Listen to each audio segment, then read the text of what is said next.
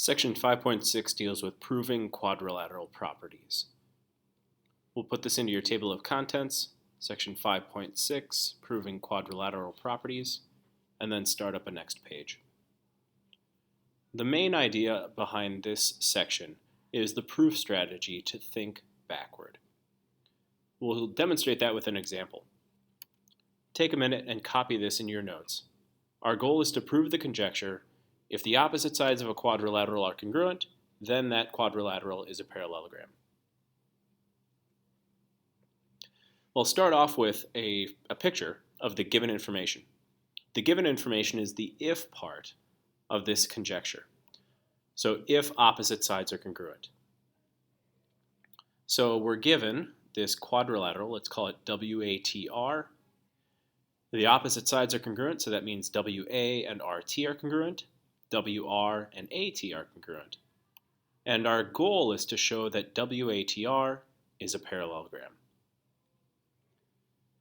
Well, what is a parallelogram? How can we show that something is a parallelogram?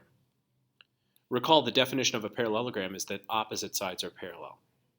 So I need to show that opposite sides are parallel. In other words, I need to show RT and WA, and I need to show WR and AT. In terms of a flowchart, this is what I need to establish. I know that WATR as a parallelogram is the last part of my proof. In order to get to that last part, the next step would be to prove that the lines RT and WA are parallel and WR and AT are parallel. All right, let's keep thinking backward. How can I show that lines are parallel? Well, if I could show that angles 1 and 2 are congruent, then I could prove that RT is parallel to WA.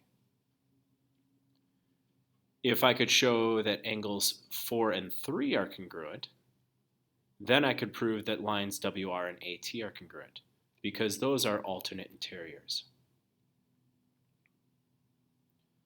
Again, let's continue thinking backward. How do you prove that angles are congruent? Well, how could I prove 1 and 2 and 3 and 4? I could prove that using the fact that those two triangles are congruent. Those two triangles, top and bottom there.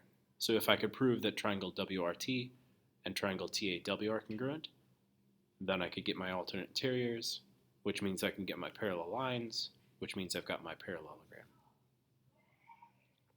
So now it's a question of how do I show that those two triangles are congruent? Well, you have to think back to the previous chapter. How do we show that triangles are congruent is through our triangle congruence shortcuts. We had side, side, side, side, angle, angle, and angle, angle, side. So in this case, we are given WA and RT, WR and AT. So I've got the reds and the greens. And we also know that we have WT, that shared segment.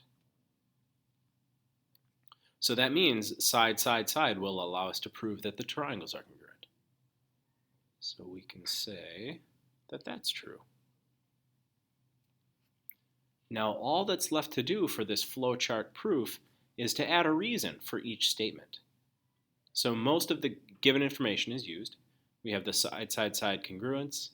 CP-CTC proves that our angles are congruent. And then we have the alternate interiors to give us the parallel lines. That would be it if you wanted a flowchart proof. And if you really wanted a paragraph proof instead, here is that option. I wouldn't recommend writing this down, but maybe push pause so you can read through the paragraph proof. It's essentially a different way of saying the same thing that the flowchart proof shows. And there we go. To recap, the proof strategy here is to think backward and work backward. Start with what you're trying to prove and work your way back.